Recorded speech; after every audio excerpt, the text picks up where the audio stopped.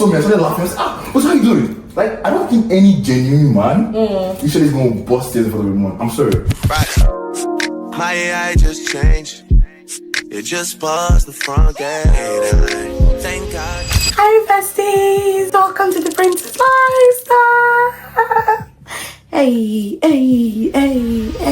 Enough of that. Today's not about that. Hello to you. My name is Princess and I'm gonna be your host for today. Today's gonna be a very insightful video. It's one that I've been passionate about and like talking to a lot of people about, and just seeing like how I could actually get like my message or get this message in particular outside in public. And I feel like this is the best place to have it on YouTube. So June was Men's Mental Health Month, and it inspired me to make this video because I have met so many men in general in my lifetime that have not been very expressive about their emotions, have not been very expressive about the things that they go through. And sometimes you sit and you're thinking, oh, like, why does this even happen? Like, why are men so closed off when it comes to their own emotions? They talk about work, they talk about football, they talk about like even their relationships, but they don't actually talk about their feelings and how they feel in that moment. And I just had a chat with like a couple of people. The stats when it comes to like men's mental health is alarming, where you find out that like 4 times in men are likely to commit suicide compared to the women. And then you're like, okay, what actually happens? Like, how does this even get to this point? And then it falls back to the fact that we don't even talk about these things enough, which is so bad. So which is why we're doing this. So I sat down with an incredible set of people, men, women, just like having a conversation about this to really know the reason why it's so hard for men to open up and know exactly what we could do in the future for our future generations, to see like what could be changed and what shouldn't be done anymore. But yeah, I hope you really enjoy it as much as we did while we shot the video, and I'm gonna shut up now. So have a good one, enjoy it. So I'm gonna start from my right to introduce everyone. So yeah. Hi guys, I am Uche Solomon Ikechukwu. I'm now here for Bestie Talk. Okay. Yeah, hello everyone, my name is Kingsley Ambadi and I'm here for an interesting discussion. Hello guys, I'm Queen Monica Greatness and I'm here for the Princess Lifestyle. Reza here. Hi, I'm Michael. I'm here for Princess Lifestyle. Hi, I'm Isaac.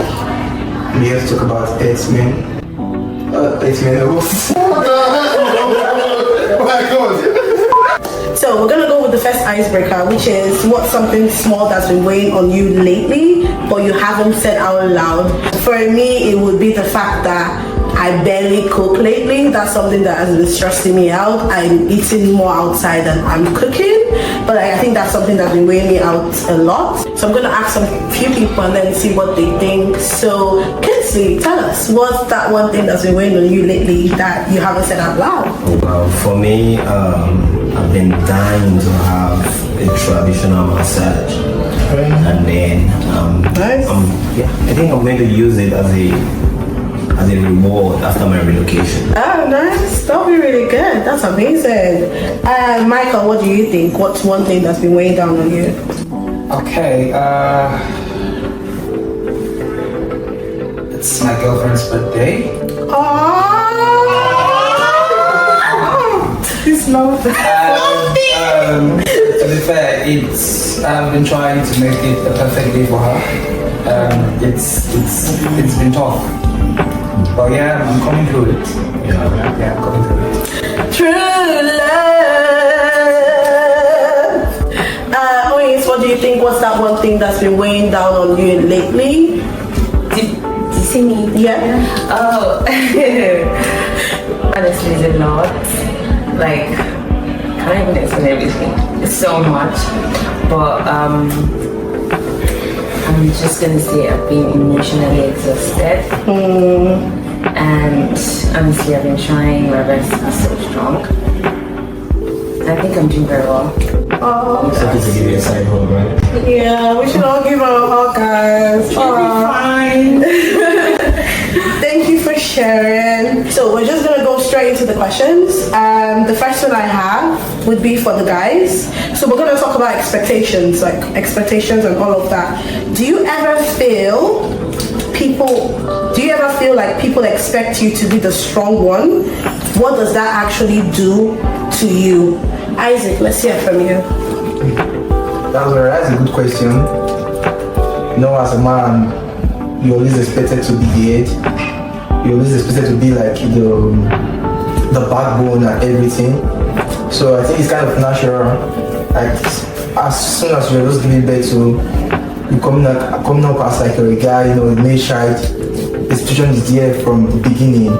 You know, you might be like probably the last born, but when you have like older sisters, you're expected to like protect them and every other thing. So the pressure is very high for men. And at times, you know, when it's kind of the stress is kind of when it's piled up and we can't really express ourselves, that's what causes some mental issues most of the time.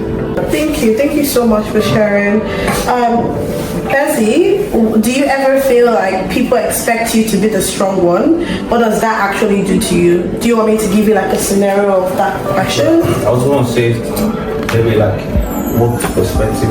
Okay, so an example would be like, let's say your girlfriend is crying and you feel like you can't also be upset about the same thing, or maybe when your family is going through something and everyone's looking at you for answers, or even like in your friend groups, are you the one everyone calls when they need help, but nobody asks if you need help? So like, do you ever feel like you're expected to be the strong one, either in a relationship or in friends or like in family, and what does that actually do to you? Honestly, I'm the unserious person, so Yeah, he is. We should keep that to you. shout out to anybody who people don't trust me anything. So it's I'm hardly ever in that scenario like busy to this yeah. I don't have a girlfriend, so Yes. and family. He's single, guys. It's single. Yeah. Application, I have the phone. Send a CD, right? Yeah, so for the family scenario, yeah, I'm not the first child, so take my big chill. Benefits of being a last born, guys. Benefits. For you, TK, how about you? Do you feel like that scenario, any of these things I've said, like have happened to you? Do you ever feel like people expect you to be the strong one? And what does that do for you? To be honest, like, your natural order of life as a man, especially if you actually want like a first child of life. So most likely you get pressured by society already before your family, and the only thing it does for me is put me down. But guess what? You can't stay down forever, right? Because apparently, like you said, mental health just affects you. So you have to like brush it off, shake it off, and whatever they expect you to do the best you can and just jump off it. Yeah. That's my take. Okay, so this question is for the women, and let me just hear your thoughts on it. Have you ever been the emotional space for a man, and did it overwhelm you? Let's hear from Monica. I will say, can you give a scenario? Yeah, I can. So, like when he finally opens up, but it's all at once and you don't know what to do with it, or when you become his only emotional outlet and it feels like too much pressure. Maybe you wanted him to be vulnerable, but when he was, you weren't ready for how heavy it would be. Okay, let me say, when it comes to being in a relationship and being emotional, I'm always the emotional one, yeah? Because I've been in a relationship with a guy that believes in being logical every time.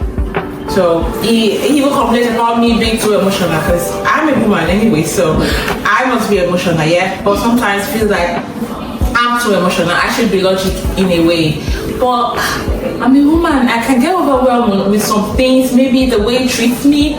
Maybe I want more and I'm not getting it, so I can be a little bit emotional, but when I want to talk about it, it's sometimes an issue because it feels like, yeah, you're bringing emotions into everything. You have to be logical, but I can't be that. I can't be a man, I'm a woman. So Yeah. it can be really overwhelming anyways. Especially when there was someone that doesn't understand you when you'll be emotional, yeah. How about Onyins? Have you ever been the emotional space for a man, and did he ever overwhelm you? Honestly, for me, it comes naturally for me. It's never going to be too much. I think I know how to handle emotions very well. I don't think it can ever be too much.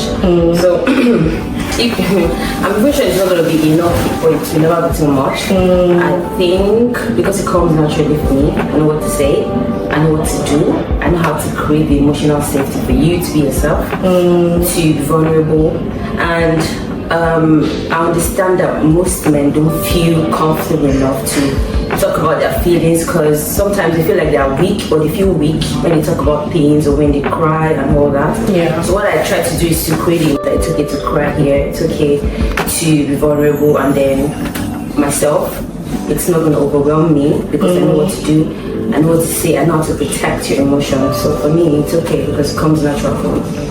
Thank you. So this question is for everyone. Do you think culture taught men how to feel or how to hide it?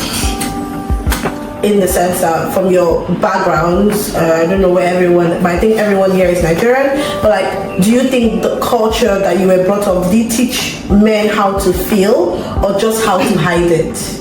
Isaac, let's hear from you. I think our culture from Nigeria is not to hide or feel, but I don't think it's kind of it didn't enable us to feel our emotions. Yeah, so it's kind of like we just want to be strong men, let me put it that way. So you just have to anything you're feeling, anything you're passing through, you don't need kind of to share it out. No, that cultural differences, so actually you don't need to share it out. So but it depends on individuality though. So there are some individuals that no matter the culture doesn't affect them, but the culture affects majority of the people. Okay. So it's like thinking about growing up, when boys cried, what did adults say? Did they tell them, oh, it's okay, go ahead and cry?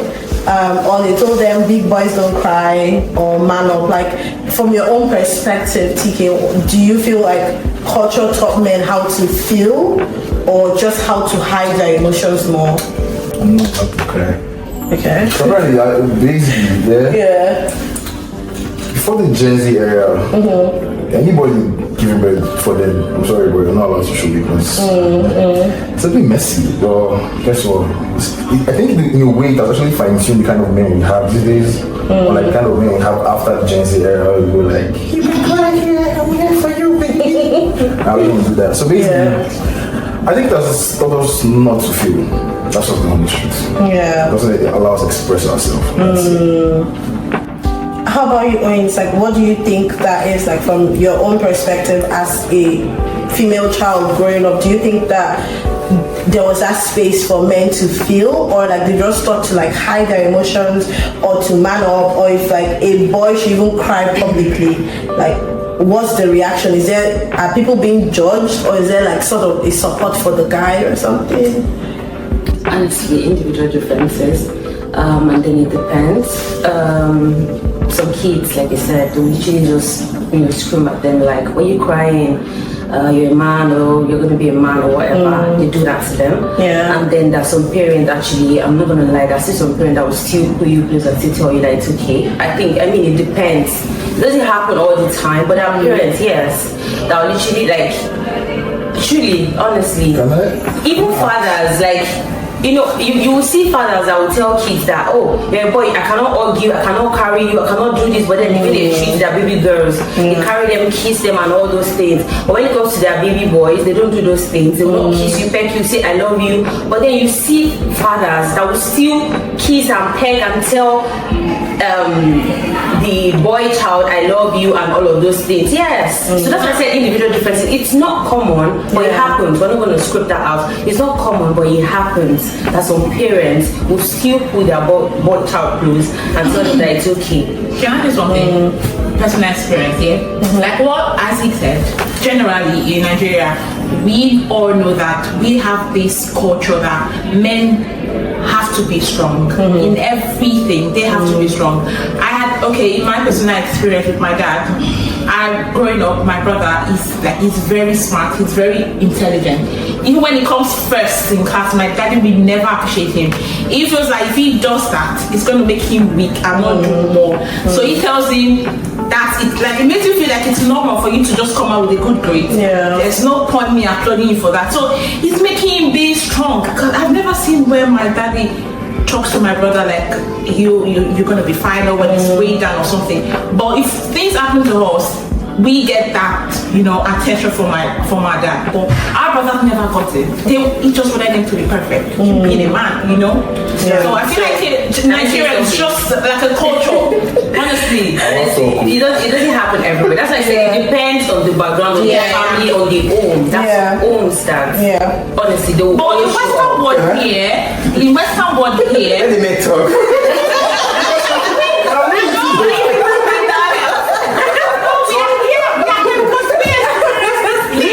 My expression.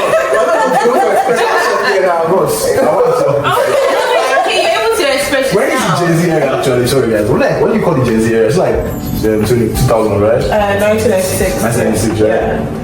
I think some people don't born before 1996, right? Is there anybody that saw any friend and got like, hey boy, sorry, you'll be fine? Did you ever see any friend born before that time that was still like, you'll be okay, life's not better? Honestly, yes. Come on, No, I understand what you're saying. That's why I said it depends on the home, the background. Yeah. It just depends. But the thing is, That's not all fathers, not all parents are strict. That you see some fathers, they have soft spot for their kids. Yeah. When it comes to their kids, they're like, they want to do everything to inspire you. I said it's not common, but there are some. I'm not trying to say that. out of No, you can't say 5%. You've not been in every home. There's some parents that will come through for their kids. I'm serious. I know it's not common because of it depends. Like I said, it depends on where you can grow we up. hear from the guys that are here? Can you share your experience? Let's see. One thing I want to say is that the question. Oh God. One of the questions is like those like you see individual differences. Okay? Those that have managed, or the minorities that have managed to share their feelings, how do the people react to it? That's a very, very good question, because I've seen, or not seen per se, but I've seen on social media like a girl posted that she broke up with her boyfriend because her boyfriend was crying. Yeah, you understand? So if you want someone to express yourself all the time, but now someone is like expressing himself, or he's like, no, this is too much for me, I can't handle this expression. Yeah, it depends on the person. So that's what like if men express yourself, if the woman that's a normal thing, but if men express yourself, how do society react to it? Yeah. That's ask somebody who's on. Okay. Can I do it? It's not here, yeah? At any point, did you get any? I know we had like parents. No, we had parents like, I think to some extent we had like strict parents to some extent, right? Did you ever get to a point where you like, you did something messy and you didn't get a reaction that felt like violence from them? First off, in terms of my father, Yeah. he has to be home first before you feel anything. Because most times, most dads were always at work. Yeah, So even when they come back in the evening, they just have food and they go in. So you don't even have that time to even interact with them first and then express. Even during the weekends, it's like that. But then again, I could remember one scenario where my sister made soup and I messed it up. And she told my dad, I love her. But he said to me, you finished that soup. And I did. Straight up. I was crying. But it taught me not to mess food up, basically. So sometimes we don't have that environment like we live in our time. The environment is not there to be vulnerable. You could be vulnerable with your mom, but Do you know that's the point? It doesn't even matter if it's your dad or your mom. The fact that there's somebody creating a space for you to at least be vulnerable, you're able to. Coming up next. I had a very good dream with my grandfather. I was seeing after he died. I think it was like, do you know like that was the best experience? That's who he was, like growing up was always there. For some reason, even after he was buried, I didn't see his dead body. I was not allowed to go. I wish I saw him just say goodbye. Yeah. Your copy just submitted without like you didn't know why you're terminated. Why am I terminated? You know? Yeah. What did I do? You understand? Like, you were like going through your mind like, okay, what? I know I've done many things wrong. You know? Like we used to say that it's yeah. So I'm going somewhere. I'm going somewhere. But when I tell you that this is a particular thing you did wrong, say, oh yeah, that's it. But I'm not going to throw away the way I was raised. Because at some point you need that fear. In as much as I'm trying to understand what is happening with you, you still have to fear me. Yes, it's what it is. Take that You down. have to fear me. I have to still have that authority.